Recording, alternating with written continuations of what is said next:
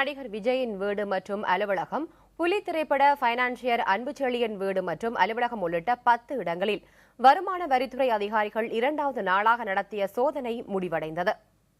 சென்னை நீலாங்கரையில் உள்ள நடிகர் விஜய் வீட்டில் 3 தனிப்படையினர் சோதனை நடத்தினர்.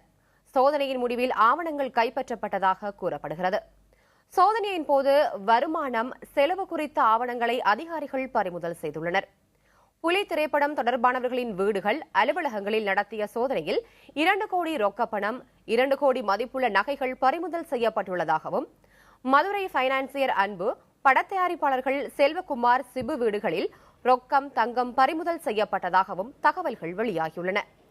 இதேபோல் சென்னை, ஹைதராபாத் ஆகிய 2 நகரங்களில் உள்ள நடிகை சமந்தாவின் வீட்டிலும் சோதனை முடிந்தது.